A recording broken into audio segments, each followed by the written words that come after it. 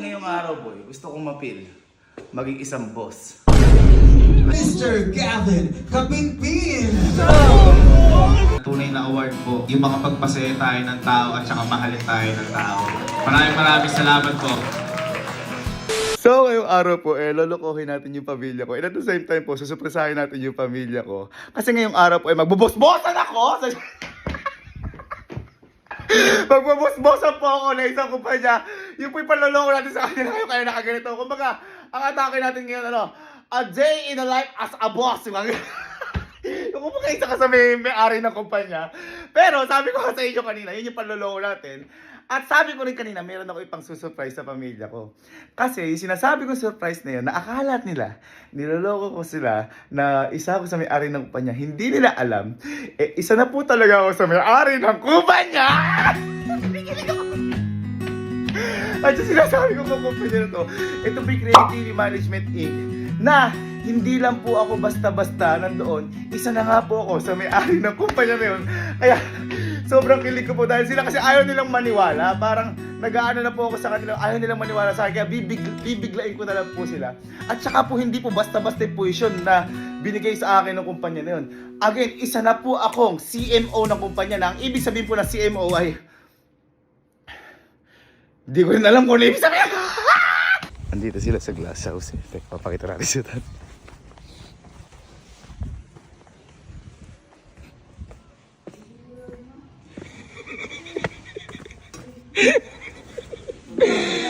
Ay, bakit? Hello, good afternoon.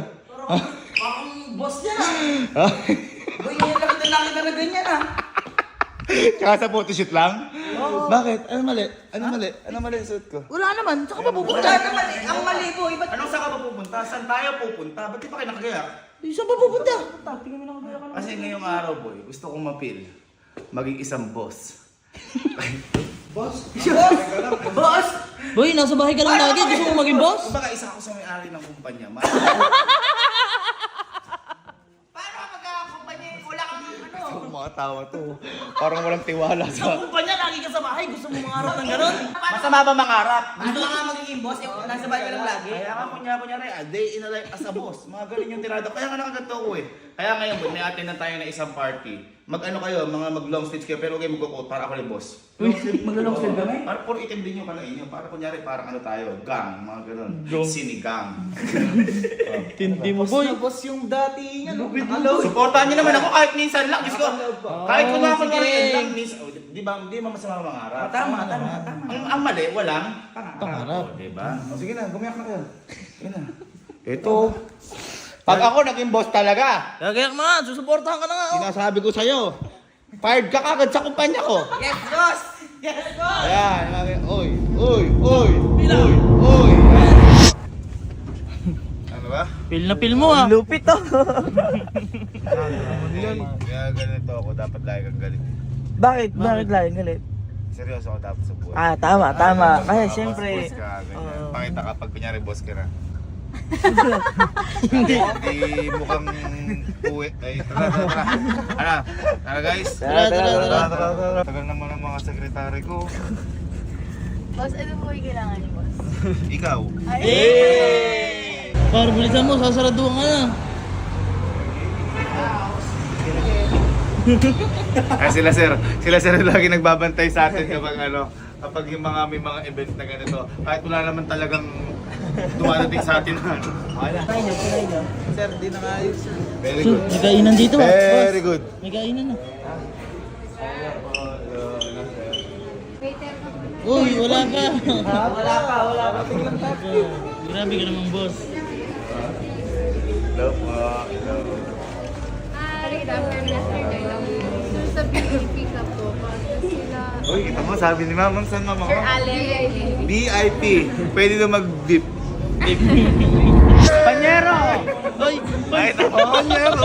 Ganyan kasi magbantay yung mga boss. Ganun ba yung mga tawagan pag boss? Panyero. Panyero. Saan ka ba? Nag-ground launching panyero. Saan ka ba, boy? Ha? Saan ka ba? Pag sa mga matataas gawin doon. Sige. Kita mo ako sino yung katabi ko. Si Boss S yan, ang Quick Tars. Tinan mo ako. May ganito. Sa sobrang feel na feel mo, Ha? ikaw pa lang yun nandyan sa lahat na yan. Ganun po yung kaaga. Kasi ganun yung mindset ng mga boss. Yung mga kapanyero ko. Mga kapanyero. Gusto mo ikaw lang walang dating. Pero nagpapanggap lang tayo. Kuya ito, ano lang to, joke lang to. Talagang, sabi ko, nag-request lang ako dito na sana ka ako. Mapil ko lang na maging kunya-kunyari ang Feel na feel mo nga boy, nakakahiya na eh.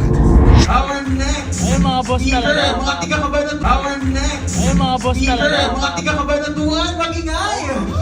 Good hands. Starting off, let's begin with the Chief Operating Officer. Alright, because this Naman social tayo. media influencer has only 20 million followers and subscribers across all platforms. You name it, Instagram, Facebook, and TikTok. Magugulat He's din the yung mga eldest kapatid. of the most beloved, you know Alam the ko sila, name, joke lang Kapingpin Brothers from Cabanatuan City and the founder of Surge Apparel. Let's go and give it up to Mr. Gavin Kapingpin. Bakit mo? Uy, may tinawag! Uy, ba't ka nandyan?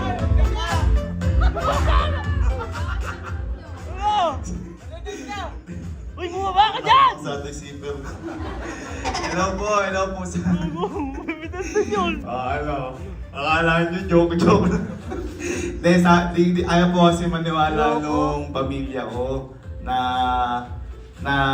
parang, sabi ko po kasi ngayong araw, parang magbobos-bosan ako ganyan. Parang kunyari may, yung, paano tawag doon? Mga partner na ganyan sa kumpanya. Kaya di sila makapaniwala ngayon dahil ako po yung CMO ng Creative. Actually, hindi ko rin po alam ibig sabihin ng CMO. Hindi bagay sa'yo! Kumpara lang ako, nilagyan nila ako ng pangalan pero mabagsik. Opo, ayan po, isa po ako sa nagtiwala at naging partner na po ni Sir Edmar kasi po yung vision po kasi ni Sir Edmar, hindi ko ma-vision nun. Kaya, sumama ako sa vision niya para maging totoo yung vision niya. Di ba? Sabi nga nila, kumampi ka sa malakas. Wala pang ganito na nangyayari. So, sobrang saya ko lang po dahil naging part ako ng umpisa. And sa pagtaas po nating lahat, sana magkakasama pa rin po tayo lahat. And sana mas madagdagan po tayo lahat. Kaya po, parinig naman po na isang malakas na palakpakan para po sa nagumpay po natin lahat yan. Thank you mga panyero! That is our Chief Marketing Officer, Mr. Gavin Kapingpin. And now, I will introduce the board members. And as I mentioned, Boy, bilhin natin pagkain kagad mamaya pag uwi. Kailangan masahihin natin yun. and workplace advice. Partners pala talaga siya. Mr. Kevin Roger Samonte. Kaya pala tahimik kanina nagme-memorize ng speech. So this particular person naman, kaya ko siya ginawa as the Chief Marketing Officer, it's because alam niyo lahat, kakaiba yung idea niya pag nag-content. Okay? Being one of the partners of this company, itong dalawa na to, malayo yung mararating ng KTV. Okay, so I would like to thank you, Sir Gavin Kapingpin, for helping me and approval for the partnership. Si Sir Edmar parang ano. Kung nagtataka kayo, And at this point in time, you're about to witness the momentous contract signing of the bosses of Create TV Management Incorporated. This making every content meaningful to every people. One content. Salamat po. Pero may question po ako sa kanila. Yan! Sa inyo po, what made you say yes po to be part of this company po? Sir Gavin! Sir Gavin! Sir Gavin! Baby, sumagot ka! Ba't na pa ako? Ba't na pa ako? Deserve naman kasi. Hindi ko alam. What made me yes? Yes, sir. Ano po? Yun nga po, maganda yung vision. And at the same time, parang inisip ko nun, what if may creative na nung nagsisimula pa ako, nalaman ko sana yung ganito. Kasi po, dami ko naging violation. Sabi ko, mag-yes ako dahil napakalaking tulong po ng Create TV para po sa mga content creators. And also, matutulungan ka na and mapapakilala ka pa sa ibang brands na po pwede or capable sa personality mo. Kunyari ako, kinukuha na ako ng bench, na model. Ba't ako nag-guess kay Sir Edmar? Ayan, yan. Kasi nag-guess ako kay Sir Edmar, siguro isa sa binigay na power sa akin ni Lord is yung mabilis ako magtiwala sa tamang tao.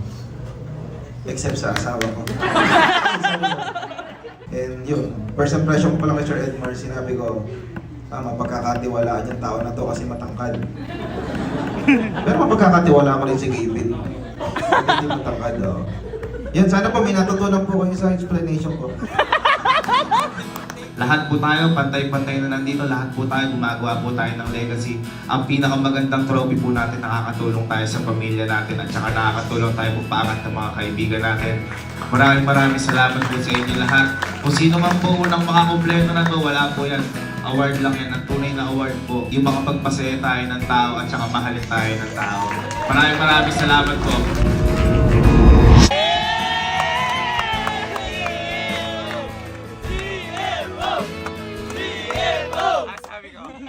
Ba't ba hindi kayo kasi naniniwala kanina? Sabi mo kasi kanina. Boy, sabi ko sa kanila, kunyari magiging boss for a day ako. Mga ganun, kunyari may ari ako. Hindi nila alam. Kunyari may ari ako ng kumpanya. Kaya pala nasa VIP. Kami wala. Ala, ganyan lang may award. Wala lang yung award na yan. Ito boy, matindi. Ano yan? Tingnan mo yung pinira ko kanina. Ano? Mr. Gavin Kapinpin. Ayan, tingnan mo to. Tingnan mo.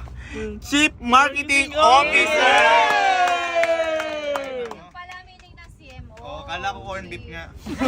Nakita mo? Uy, ang galing mo, boy. Ang sinasabi ko sa inyo. Iba agar. Sabi ko nga boy sa inyo, ayoko naman biglain kayo. Nabigla talaga kami. Hindi ba kami nabigla sa lagay na yun? Oo. At saka boy, kaya ako umuo dun sa management na yun. Oh, bakit? Di ba tayo nung nagsisimula tayo, ang hirap natin. Oh, Wala tayo mapagtanungan kung Tama. ano yung mga dapat gawin. Oh. Kaya boy, tinanggap ko yan para yung mga nagsisimula sa atin, pwede na tayo pagtanungan at makatulong tayo sa kanila.